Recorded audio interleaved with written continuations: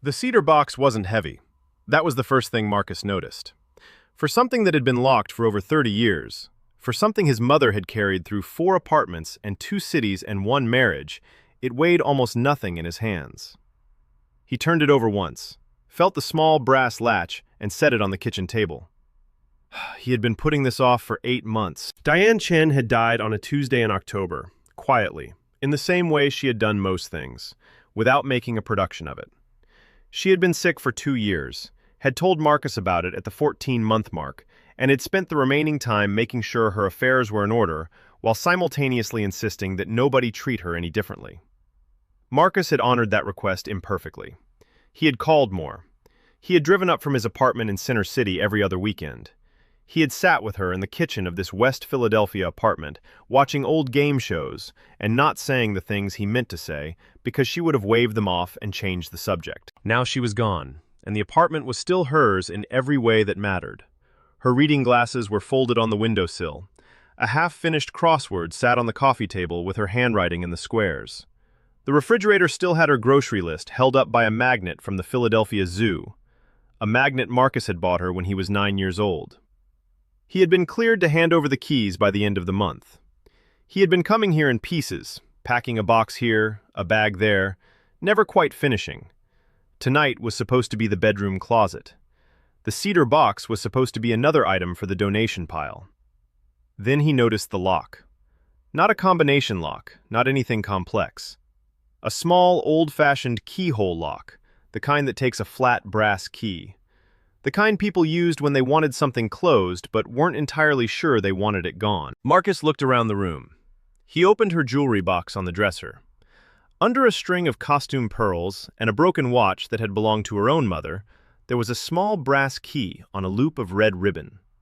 He sat back down at the kitchen table. He opened the box. Marcus Chen was 34 years old and worked as an urban planner for the City of Philadelphia's Office of Transportation and Infrastructure. He spent his days drawing straight lines over complicated terrain, routing bus corridors around neighborhoods that didn't want them, negotiating access rights with property owners who had very strong feelings about their driveways. He was good at his job precisely because he was methodical. He liked problems that had solutions. He liked knowing where things were supposed to go. He had grown up in West Philadelphia, the son of Diane and Donald Chen, and had spent most of his childhood in this same neighborhood, in a series of apartments that got slightly better as his mother moved up in her work as a hospital billing administrator. Donald Chen had been a quiet, withdrawn man who worked in logistics and who had died of a heart attack when Marcus was 12. Marcus remembered him clearly, but not warmly. Donald had been present in the physical sense. He had attended school events and cooked dinner on weekends, and never once raised a hand to Marcus or his sister. He had also never seemed entirely comfortable in his own home. Never entirely comfortable with Marcus, specifically, in a way that Marcus had noticed as a child, and had eventually filed away as just a personality difference. Some men were not built for warmth. That was what Diane had told him. She had said it without resentment, which Marcus had always found quietly admirable. Yolanda was his older sister, 41 now, living in Baltimore with her husband and 2 kids, working as an assistant principal at a middle school. Yolanda was 7 years older than Marcus, and the age gap had always made her feel more like a second parent than a sibling during childhood. Responsible, watchful, occasionally bossy in a way that Marcus had resented and now missed. They talked every couple of weeks. They had been closer since their mother died, in the way that loss sometimes pulls people into temporary orbit. His girlfriend Priya was a 32-year-old emergency room nurse at Jefferson Hospital. Someone who had met Marcus at a city planning public hearing 3 years ago, where she had shown up to argue against a proposed bus stop relocation near her apartment building. She had been correct that the relocation was poorly planned. He had told her so. They had gone for coffee afterward. Priya was sharp and direct, and had an emergency room nurse's particular gift for staying calm during situations that would send most people into a spiral. She was the only person Marcus had told about the cedar box before he opened it, and her advice had been simple. Open it, and don't assume it's going to be bad. Sometimes people hide things because they're protecting something good. Marcus had thought about that while he sat at the kitchen table. Then he read the first letter and understood that Priya had been half right. The letters were bundled in order, tied with a piece of kitchen string that had gone brittle with age. 31 of them, spanning from 1990 to 1997. All written in the same hand, careful, even script on plain white paper, and all signed the same way at the bottom, Paul.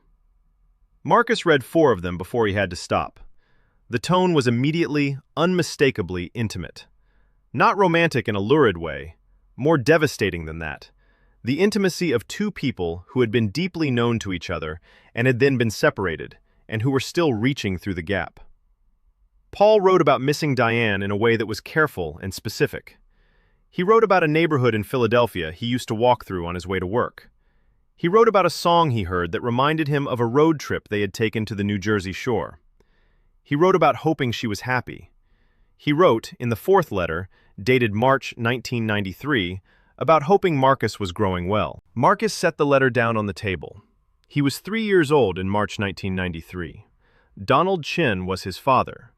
That was what he had been told, and told, and told, implicitly and explicitly, for his entire life. He sat very still in his mother's kitchen for a long time. Then he picked the letter back up and kept reading. He called Yolanda at 11 o'clock that night. She picked up on the 2nd ring, which meant she'd been awake, which was unusual for her. He told her what he'd found. He described the letters, described Paul's name, described the dates. He kept his voice measured because he was still in the apartment, and the apartment still felt like his mother's, and he didn't want to do anything that felt disrespectful in her space. There was a silence on the other end of the line. Then Yolanda said, "How many letters?" Not "that's impossible." Not "are you sure?" How many letters? Marcus felt something shift in his chest. "You knew," he said. Another pause. "Marcus." "Yolanda, did you know?" "Not everything," she said. "Not the details. Mom told me when I was maybe 19 or 20. She told me there had been someone before Dad, someone serious, and that it had ended badly, and that... She said the timing was complicated. She didn't say his name. She asked me not to ask questions." "And you just didn't?" "She asked me not to." There was nothing accusatory in Yolanda's voice. She was stating a fact. But Marcus heard, underneath it, the weight of 20 years of carrying something sideways, never quite looking at it directly. "She asked you not to ask questions," Marcus said slowly, "about my biological father." "Marcus, I wasn't certain. I didn't know for sure. I suspected, but you don't just..." She stopped, started again. She was Mom. She wasn't a case file. He didn't have an answer for that. He understood it and couldn't accept it at the same time. "I need to know who Paul Osei is," he said. "I need to know why she had 30 letters from him hidden under her bed." Yolanda was quiet for a moment. Then, carefully, "There might be someone who knows more than I do. But you have to understand something first, Marcus. Whatever you find, Mom made choices. She made them in a world we weren't in yet. I'm not asking you to be okay with that. I'm just asking you to hold that." He held it. He didn't put it down, but he held it. He told her he'd call her tomorrow and hung up. He did not sleep that night. He read every letter. Paul Osei's voice across 31 pages became gradually, painfully clear. He had known Diane in the late 1980s, when they were both in their mid-20s. He had come to the United States from Ghana on a student visa, had completed a degree in civil engineering, and had been working in Philadelphia on a temporary work authorization that was in the process of being extended. He had been in love with Diane. That much was unambiguous. The letters in the early 1990s had a quality of someone who had been asked to leave and still could not fully believe it. What they did not fully explain was why. The answer to that came from the margins. Diane had written in the margins of several letters, not responses, not addressed to Paul, but small notes to herself, the way someone keeps a private ledger.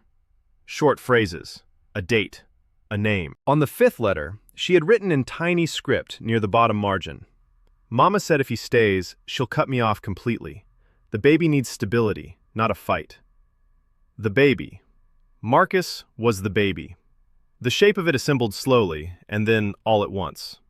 Diane's mother, Grandma Ida, who was still alive at 84 and living in a nursing facility in Germantown, had disapproved of Paul Osei, strongly enough to issue an ultimatum. And Diane, 27 years old with an infant and an older daughter and a work authorization situation that was genuinely uncertain, had made a calculation. She had chosen the version of her life that had a floor under it, even if the floor was lower than she'd wanted.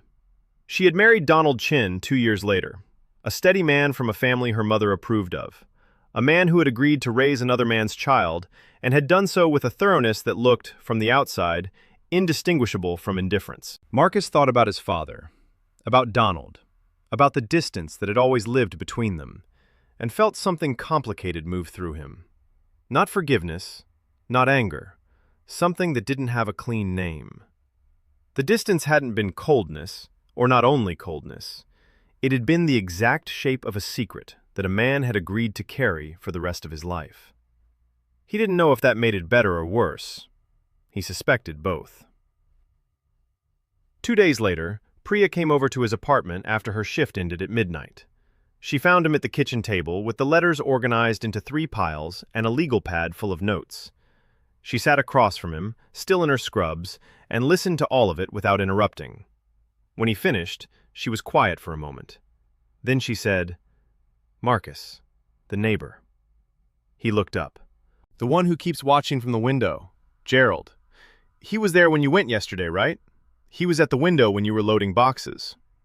"He's always there. He's old. He doesn't have a lot to do. He was there at 6 in the morning the first time you went. And he was there when I went alone to drop off the donation bags." She paused. "He knew your mom for over 20 years. He doesn't look at that apartment like a neighbor who's paying his respects. He looks at it like someone who's watching for something specific." Marcus had not thought about Gerald Stubbs in a considered way in his entire adult life.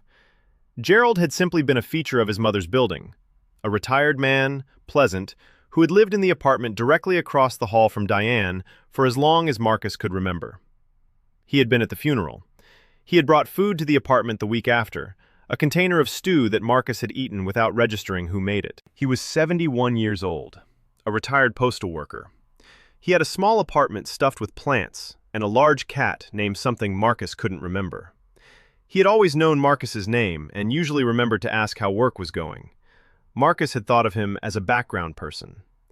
The realization of what Priya was suggesting arrived slowly and then landed with full weight. He wasn't background at all. He knocked on Gerald Stubbs's door the following afternoon. Gerald answered within 10 seconds, as if he had been near the door, and looked at Marcus with an expression that was composed and unsurprised. He was a large, deliberate man with a close-cut white beard and reading glasses pushed up on his forehead. He stepped back from the doorway. "Come in," he said. "I'll put on coffee." The apartment smelled like soil and something cooking slowly on the stove. There were plants on every windowsill, ferns, pothos, a lemon tree in a large pot by the window that looked absurdly healthy for an indoor plant in a Philadelphia apartment. Gerald's cat, an enormous orange tabby, appeared from behind the couch and regarded Marcus with mild indifference. Gerald set 2 mugs on the kitchen table, sat down, and folded his hands. "I was wondering when you'd come," he said. Marcus sat. He was quiet for a moment. Then, "You knew Paul Osei." Gerald looked at him steadily. "Paul Osei and I worked the same mail route for 6 years in the early 90s. Before he got his engineering license, he drove a postal truck. I trained him." He paused. "He was my friend. Still is, technically, though we don't talk as much as we once did." Marcus felt the room tilt very slightly. "He asked you to watch over me," Marcus said. Gerald did not look away. "He did, before he left Philadelphia, which he did not do willingly, I want you to understand that. He came to me and he said, 'Gerald, I have a son. His name is Marcus. His mother is a good woman in an impossible situation. I need someone to make sure he's all right.' And I said yes." He wrapped his hands around his mug. "That was 1997. You were 3 years old. I watched you grow up through that hallway and that window and at your mother's kitchen table on the nights she invited me over for dinner, which was more nights than you probably remember." Marcus was silent. He was thinking about every time Gerald had appeared at the edge of his childhood, at the building door, at the end of the block, at his mother's kitchen table, and how none of it had ever seemed notable because Gerald had simply always been there. "Did my mother know?" he asked. "Your mother knew everything," Gerald said. "She and I had an understanding. She didn't want Paul contacted. She didn't want the situation reopened. But she also didn't say no when I told her what Paul had asked. I think she was relieved, honestly. She was a woman who wanted you watched over, and this was one way to do that without the cost of what it would have taken to do it herself." "The cost," Marcus repeated. "Her mother," Gerald said simply. "Ida was not a woman you crossed without consequences, and your mother had already crossed her once and paid for it. She wasn't willing to pay again." Marcus put his mug down. He looked at the lemon tree in the window, improbably thriving. "Is Paul Osei alive?" he said. "He is," Gerald said. "Atlanta. He's 67. He retired a few years ago. He's been married to a woman named Carol for about 15 years. They have a daughter, Zuri. She's about 28. He paused, and something careful moved through his expression. "He doesn't know Diane passed. I haven't told him. I didn't feel it was my place, and I didn't know what you'd want."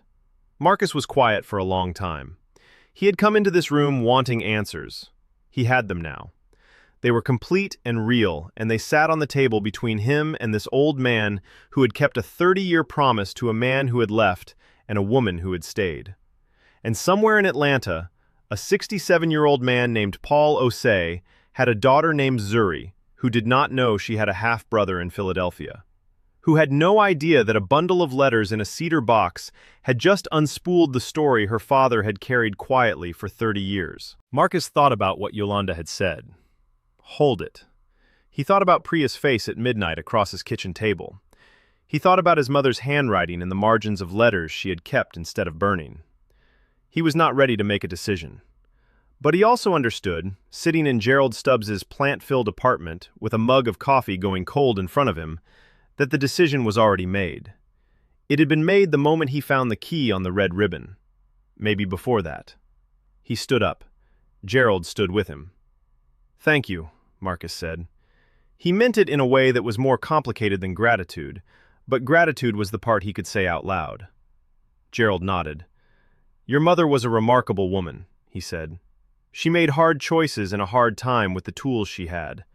That's all any of us do." Marcus walked back across the hall to his mother's apartment. He sat in her kitchen. He looked at the zoo magnet on the refrigerator. Then he picked up his phone and called Yolanda. "I need you to tell me about Darnell," he said when she picked up. A long pause. "Marcus, Yolanda, Darnell." Darnell was their cousin, 38, a freelance photographer based in Philadelphia, the son of their mother's youngest brother. Marcus had grown up alongside him in the way you grow up alongside cousins when the family is close. Birthday parties, holiday gatherings, the occasional summer weekend. They had stayed loosely in touch into adulthood, the way people do when geography doesn't require effort, but proximity no longer enforces it. Darnell had been at the funeral. He had hugged Marcus at the reception and told him that Diane had been one of the good ones. Marcus had thanked him and moved on to the next person in line. He had not thought about that moment again until Gerald said the word Atlanta. Because Darnell had mentioned, in passing, probably 2 years ago, in the way people mention things they don't think will matter, that he had done a photography job in Atlanta for a civil engineering firm's corporate materials. He had been thrilled about it at the time. He had posted photos from the trip. Marcus had liked one of the posts. He hadn't looked at it again. Until now. "Darnell knows Paul Osei," Marcus said. "Or he knows of him. That job in Atlanta. It wasn't a coincidence, was it?" The pause this time was longer. "He reached out to Darnell," Yolanda said finally. "Paul. Maybe 3-4 years ago. He found out Darnell was a photographer and, I don't know how he made the connection, through Gerald maybe, and he commissioned him for some work. And they talked. Darnell told me. He told me that Paul had asked about you and he hadn't known what to say, so he'd said you were doing fine, and that was that. And Darnell didn't think to tell me any of this. He told me instead, and I..." She stopped. "You told him to leave it alone," Marcus said. "Because of Grandma Ida." "Because of Mom," Yolanda said. "Because Mom was still alive, and it wasn't our story to open." Marcus leaned back in his mother's kitchen chair. He understood it. He understood all of it. Every small act of protection, every decision to wait, every moment when someone who knew the truth had looked at it directly and then looked away because the alternative felt too costly. He understood it, and it did not make him feel better. What it made him feel was something he did not have a word for. Not anger, not grief, not relief. Something that was all three and ran deeper than all three. He was 34 years old. His mother was gone.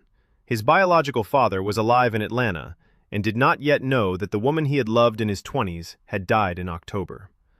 Somewhere across the city, Darnell was presumably aware that this conversation was eventually coming. And in a nursing facility in Germantown, an 84-year-old woman named Ida was running out of time, and, as far as anyone in the family had reported, had not once expressed regret about the role she had played in any of it.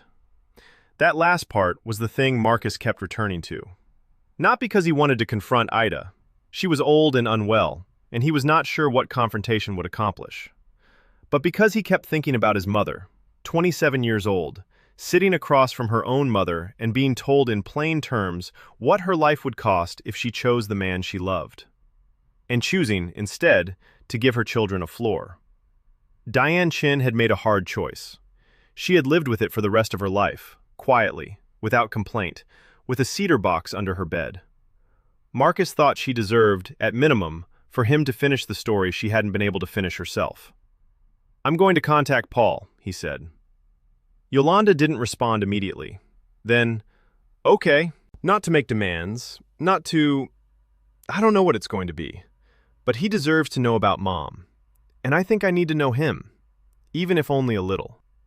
"Okay," Yolanda said again. Her voice was quiet and careful, and carried something underneath it that Marcus recognized as love. "Will you come up next weekend?" he asked.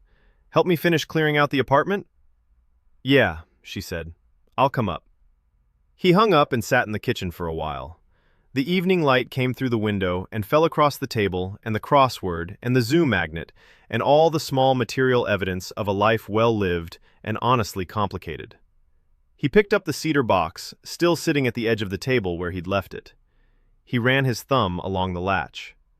31 letters. 30 years. One man who had kept a promise. One woman who had kept everything else. He didn't know what Paula Sy would say when Marcus called. He didn't know what Zuri would say when she found out. He didn't know whether Grandma Ida, in whatever remaining time she had, would offer anything that looked like an accounting of what she'd done. What he knew was simpler than all of that. He knew his mother had loved someone truly, and had been separated from him by fear and pressure and practicality, and had kept every word he ever wrote to her in a locked box with a key on a red ribbon. That was not nothing. That was, in fact, almost everything. He was going to make the call.